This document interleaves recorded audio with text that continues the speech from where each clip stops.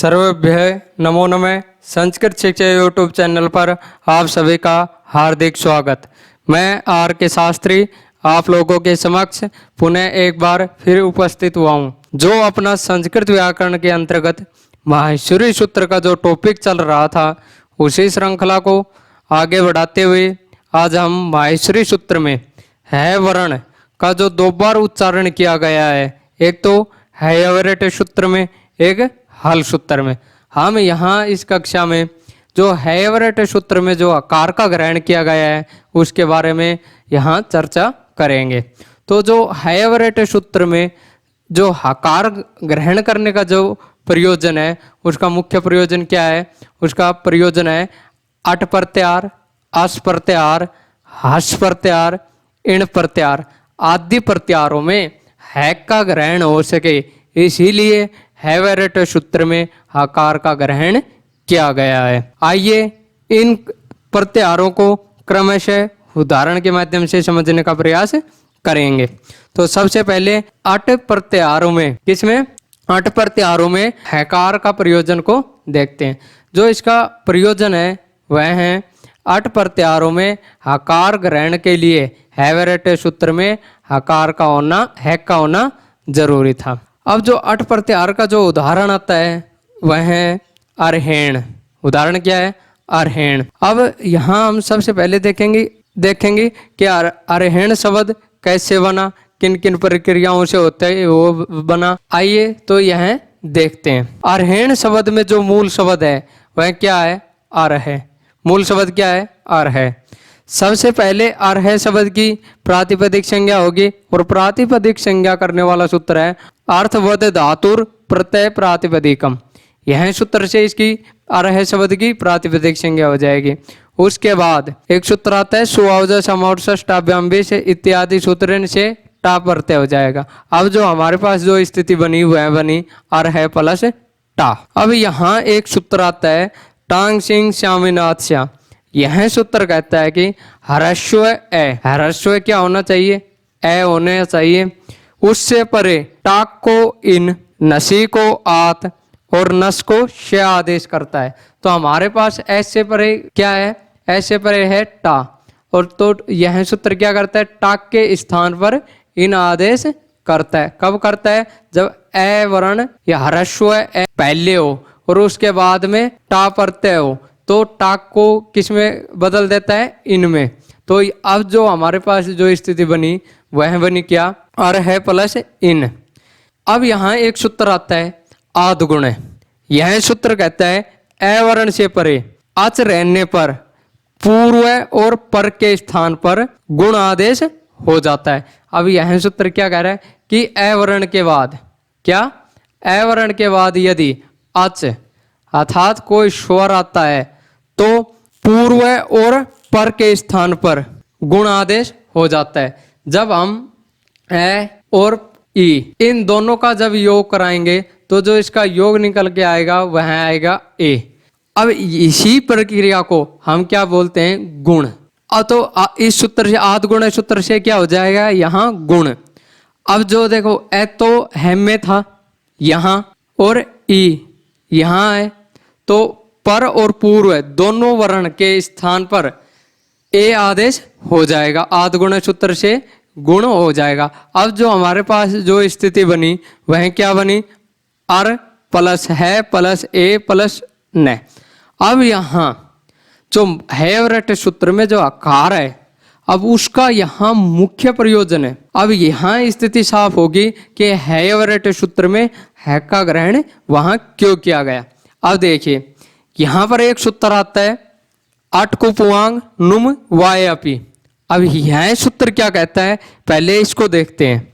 यह सूत्र कहता है कि अट प्रत्याहार क्या? अट प्रत्याहार कै वर्ग, पै वर्ग, आंग तथा नुम में से किसी एक के व्यवधान रहने पर या यथासंभव हो सके अनेकों वर्णों के व्यवधान होने पर भी रेफ सकार से न को न कर देता है।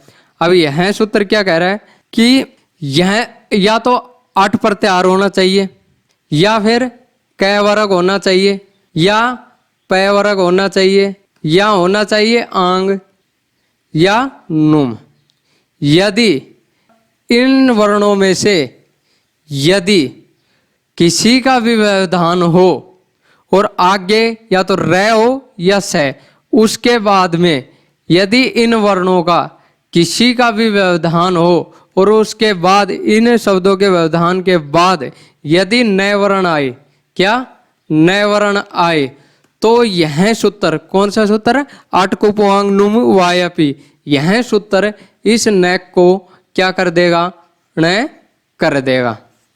तो अब यहाँ जो समझने वाली बात है कि यहाँ जो हमारी स्थिति बनी, यहाँ पर रे वर्ण भी है, देखिए यहाँ पर क्या है, रे वर्ण भी है, उससे परे है और ए वर्ण है। उससे परे कौन कौन से वर्ण है वर्ण और ए वर्ण, ठीक है। और इन सब से परे भी क्या है, न, क्या है, न वर्ण है। ये देखिए यहाँ पर क्या है, न वर्ण भी है। अब यहाँ र के बाद में ना तो कोई कै वर्ग है, हाँ न तो कोई कै वर्ग है, ना ही कोई पै वर्ग है और ना ही आंग तथा नुम है। अब बचा क्या, अब बचा अठ प्रत्याहार। अब देखिए अठ प्रत्याहार में कौन कौन से वर्ण आते हैं, ए, ई, उ, री, लृ, ए, ओ, आई, आओ, है, य व रैल। अब देखिए यदि यहाँ अठ प्रत्याहार में ये है नहीं आता, तो यहाँ इस सूत्र में अटकुपोआंग नुम वायपी सूत्र में है का क्या होता, व्यवधान हो जाता, क्या हो जाता, व्यवधान हो जाता, और यह सूत्र यहाँ कार्य नहीं कर पाता। इसी व्यवधान से बचने के लिए है अवरट सूत्र में है का ग्रहण किया गया, और है ग्रहण करने का जो इनका जो मुख्य उद्देश्य था या मुख्य प्रयोजन था, वहाँ यहाँ यही था कि है अठ प्रत्याहार में का ग्रहण हो सके, और यहाँ सूत्र जो यहाँ हमारी स्थिति बनी थी आर प्लस है प्लस ए प्लस अन, इसके आगे अटकुपोआंग नुम वायपी सूत्र, यह सूत्र इस स्थिति में लग सके, इसलिए एवरेट सूत्र में आकार का ग्रहण किया गया था। अब जब हम यहाँ इनका वर्ण से योग करते हैं, कहाँ, इनका यहाँ वर्ण से योग करते हैं, तो रूप बनता है अरहण, यह रूप सिद्ध हो गया। तो यहाँ हमने देखा कि अठ प्रत्याहार में जो है का ग्रहण किया गया था, यह इसका जो मुख्य प्रयोजन है। अब हम आगे देखते हैं, ठीक, समझते हैं। अब देखते हैं हम आगे हस प्रत्याहार में हकार का प्रयोजन। हस प्रत्याहार में है का ग्रहण करने के लिए एवरेट सूत्र में आकार का होना जरूरी था। आइए इसको भी एक उदाहरण के माध्यम से समझते हैं। उदाहरण है देवा हसंति। उदाहरण क्या है, देवा हसंति। देवा हसंति में जो मूल शब्द है वह है देव शब्द है। अब देव शब्द की सर्वप्रथम प्रातिपदिक संज्ञा होगी, और जो प्रातिपदिक संज्ञा करने वाला सूत्र कौन सा है, अर्थवद धातुर प्रत्यय प्रातिपदिकम। इस सूत्र से देव शब्द की क्या हो जाएगी, प्रातिपदिक संज्ञा। अब यहाँ एक सूत्र आता है सु आवज समौर षष्टाभ्याम विष इत्यादि सूत्रण से क्या हो जाएगा, जस प्रत्यय। कौन सा प्रत्यय, जस प्रत्यय। अब जो यहाँ हमारे पास जो स्थिति बनी वह बनी देव प्लस जस प्लस हसंति। अब यहाँ एक सूत्र आता है चुट्टू। अब यह क्या करता है, यह करता है कि चय वर्ग और टय वर्ग की इत संज्ञा करता है। अब देखिए यहाँ प्रत्यय में क्या है, जस, क्या है, जस। अब जो जैम में जय है इसकी क्या हो जाएगी, इत संज्ञा, और तस्य लोप से क्या हो जाएगा, इसका लोप। अब जय में जो ए है वह शेष रह गया। अब इसके बाद में स है ही पीछे अपने पास, तो यहाँ जो हमारी स्थिति बनी वह बनी देव प्लस अस प्लस हसंति। अब देखिए यहाँ एक सूत्र आता है और वो क्या कहता है, नहीं, यहाँ एक सूत्र आता है प्रथमयो पूर्व श्रवण। यह सूत्र कहता है कि अक से परे, किससे, अक से परे प्रथमा द्वितीय संबंधी अच रहने पर पूर्व श्रवण दीर्घ आदेश करता है। अब सूत्र के अनुसार हमारे पास अक प्रत्याहार में एक का भी ग्रहण किया जाता है जो देव शब्द के व में स्थित है। देखिए यहाँ हमारे यहाँ जो देव है उसमें कौन कौन से वर्ण है, खासकर देव प्लस ए। जो यहाँ देव में जो ए है उससे इससे आदि में है। अब उसके बाद में क्या कह रहा है ये, उसके बाद में क्या होना चाहिए, अच। अच अर्थात कोई स्वर होना चाहिए। अब देखिए यहाँ व में ए है स्थित, ठीक है, ए है। अब उसके बाद में क्या है, ए, और ए स्वर के अंतर्गत आता है। तो जब यहाँ जब ए और ए का जब योग होगा तो क्या आएगा, इसका योग आ। और इसी प्रक्रिया को हम क्या कहते हैं, इनको दृग, क्या कहते हैं, दृग। अब जो हमारे पास जो स्थिति बनी वह बनी देवास प्लस हसंती। अब देखिए यहाँ एक सूत्र और आ रहा है, स जसोरो। यह सूत्र क्या कहता है कि स का रू आदेश करता है। अब जो रू में जो क्या है उ, अब उपदेश है अजनुनासिका इत से उक की क्या हो जाएगी, इत संज्ञा, और तस्य लोप से उक का क्या हो जाएगा, लोप। अब यहाँ जो हमारे पास स्थिति बनी वह बनी देवा प्लस रे प्लस हसंती। अब यहाँ एक सूत्र और आता है, वह सूत्र का क्या नाम है, देखिए उस सूत्र का नाम है भो भगो अगो अपूर्व से यो हसी। यह सूत्र है। यह सूत्र कहता है कि भो पूर्वक, भगो पूर्वक, अगो पूर्वक, अपूर्वक रे को यह आदेश होता है। कब होता है, जब अस प्रत्यार परे रहने पर। इस सूत्र के अनुसार हमारे पास रे वर्ण भी है। देखिए यहाँ पर रे वर्ण भी है और रे से पहले ए वर्ण भी है। देखिए देवा में जो देवा में इसमें अपन ने दृग किया था, इसलिए इसमें एप भी है, क्या, इसमें एप भी है। अब उसके बाद अब रे वर्ण के बाद हस प्रत्यार भी है। देखिए यहाँ असंति, रे के बाद में क्या है, ये है, ठीक है। अब देखिए यहाँ जो समझने वाली बात है, यदि यहाँ यदि हैवरट सूत्र में है का ग्रहण नहीं किया जाता तो अस प्रत्यार में है का ग्रहण नहीं हो पाता। तो ऐसी स्थिति में हसंति में जो है यहाँ इस सूत्र के में है का व्यवधान हो जाता और इस व्यवधान से बचने के लिए हैवरट सूत्र में है का ग्रहण किया गया और इस ग्रहण से अस प्रत्यार में है वर्ण का ग्रहण हो सका। अब यहाँ भो भगो अगो अपूर्व से यो हसी सूत्र से रे के स्थान पर क्या हो गया, यह आदेश हो गया।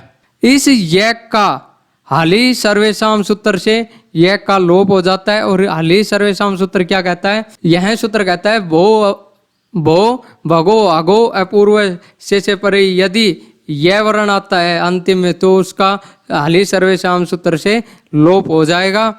और अब यहाँ जो रूप बना वह बना देवा हसंति।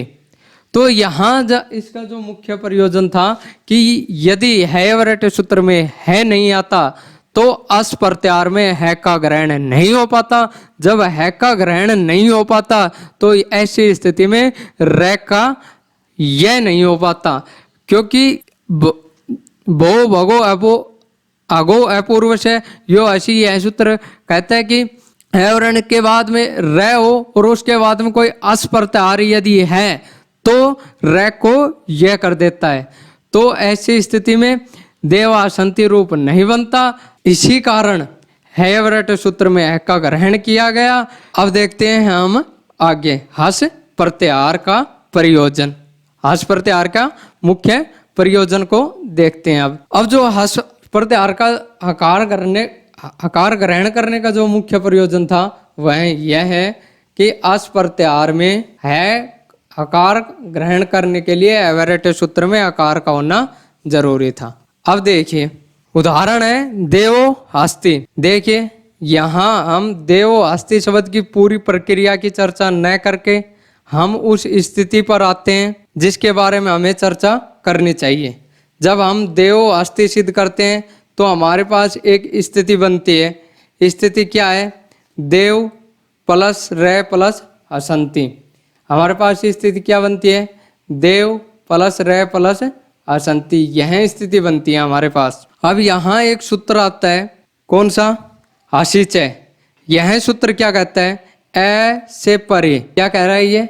ए से परे, ए वर्ण से परे रे के स्थान पर उ आदेश होगा। यह सूत्र क्या कह रहा है? ए वर्ण के बाद में यदि रे वर्ण है तो रे के स्थान पर क्या कर देगा? उ। कब कर देगा? जब हस प्रत्यार परे हो। बाद में क्या होना चाहिए? हस प्रत्यार। ठीक है। अब आप जरा सोचिए, हैयवरेट सूत्र में आकार ग्रहण नहीं किया जाता तो क्या हस प्रत्यार में है वर्ण का ग्रहण हो पाता? तो आप कहेंगे नहीं। जब हस प्रत्यार में है का ग्रहण ही नहीं हो पाता तो यहाँ सूत्र में रे के स्थान पर उ नहीं कर पाता। जब उ ही नहीं हो सकता था तो यहाँ पर उ का गुण कैसे करेंगे? इसी व्यवधान से बचने के लिए इस हैयवरेट सूत्र में आकार का ग्रहण किया गया। मान लीजिए यहाँ पर हस प्रत्यार में है का ग्रहण किया जाता है। अब यदि हस प्रत्यार में है का ग्रहण नहीं किया जाता तो हसी जो सूत्र है यहाँ पर नहीं लग सकता था। क्यों? क्योंकि यहाँ पर देखिए कि यह सूत्र हसी से क्या कह रहा है कि पहले ए वर्ण होना चाहिए। ठीक है, हमारे पास ए वर्ण भी है। बाद में क्या होना चाहिए? रे वर्ण भी है ये हमारा। अब उसके बाद में कह रहा है कि उसके बाद में हस प्रत्यार होना चाहिए। यदि हस प्रत्यार है तो रे के स्थान पर क्या कर देगा? उ हो जाएगा। रे के स्थान पर उ हो जाएगा। और कब हो जाएगा? जब बाद में इसके रे के बाद में क्या हो? हस प्रत्यार। अब देखिए यहाँ यदि इस है का ग्रहण हैयवरेट सूत्र में है का ग्रहण नहीं किया जाता तो ये है यहाँ व्यवधान का कार्य करता और इसी व्यवधान से बचने के लिए हैयवरेट सूत्र में है का ग्रहण किया गया है। अब उसके बाद में हसीचय सूत्र से क्या रे के स्थान पर क्या हो गया? उ हो गया। और फिर आद गुण से जब ए और प्लस उ का जब योग होता है तो बनता है ओ। इसी को क्या कहते हैं हम? गुण की प्रक्रिया। और आद गुण सूत्र से गुण हो जाएगा उ का और जो रूप बनेगा वह क्या बनेगा? देवो हस्ती, यह रूप बनेगा। तो जो देवो हस्ती रूप सिद्ध हो जाए इसके लिए हस प्रत्यार में है का होना जरूरी था। अब आगे देखते हैं हमें इण प्रत्यार। क्या? इण प्रत्यार में आकार का प्रयोजन। अब आगे इण प्रत्यार में है के ग्रहण का प्रयोजन क्या है? इसको भी एक उदाहरण के माध्यम से समझते हैं। उदाहरण है लिलिहिद्वे। यह है इसका उदाहरण है। जब हम लिलिहिद्वे जब विकल्प से इनको सिद्ध करते हैं तो हमारे सामने एक स्थिति बनती है लिह प्लस ई प्लस दो है। यह स्थिति हमारे सामने बनती है। अब यहाँ एक सूत्र आता है विभासेट। कौन सा सूत्र? विभासेट। यह विभासेट सूत्र कहता है इण प्रत्याहार का कोई भी वर्ण आदि में हो अर्थात पहले हो, उसके बाद में इट का आगम हुआ हो तो दुहे के दह को डह कर देगा विकल्प से। यहाँ विकल्प से तात्पर्य यह एक बार तो यह सूत्र लगेगा और एक बार नहीं लगेगा। यहाँ जो समझने वाली बात है वह यह है यदि इण प्रत्यार में क्या? इण प्रत्यार में यदि है ग्रहण है नहीं होता तो यहाँ विभासेट सूत्र नहीं लगता और यहाँ केवल लिलिहिद्वे ही रूप बनता। लिलिहिद्वे रूप नहीं बन पाता। लिलिहिद्वे रूप सिद्ध करने के लिए हैयवरेट सूत्र में है का ग्रहण किया गया। अब ये जो विभासेट सूत्र जो मुख्य रूप से कह रहा है सारांश के रूप में हम समझे तो विभासेट सूत्र यह कहता है कि पहले क्या होना चाहिए? इण प्रत्यार। ठीक है, इण प्रत्यार में यहाँ हमारे पास देखिए पहले क्या है। अब उसके बाद में इट का आगम हुआ होना चाहिए। ठीक है, हमारा इट का हुआ था। इस इट का आगम में टैग की संज्ञा हो गई थी। हमारे जो पास जो शेष बचा वह ई बचा। ठीक है, अब यह सूत्र कह रहा है कि इस दह के स्थान पर क्या? द्वे में जो द है इसके स्थान पर ढह कर देगा विभाषेट सूत्र। अब यहाँ देखिए, यदि यहाँ है, यदि इन प्रत्याहार में नहीं गिना जाता तो यहाँ विभाषेट सूत्र नहीं लग सकता, क्योंकि विभाषेट सूत्र की शर्त यह थी कि पहले इट से पहले कोई क्या होना चाहिए, इन प्रत्याहार होना चाहिए। यदि इन प्रत्याहार में है का ग्रहण नहीं किया जाता तो ये है यहाँ व्यवधान का कार्य करता, और इसी व्यवधान से बचने के लिए एवरेट सूत्र में है का ग्रहण किया गया। यदि यह कक्षा आपको अच्छी लगी हो तो वीडियो को लाइक करें, सब्सक्राइब करें। जय तु संस्कृतम, जय तु भारतम। धन्यवाद।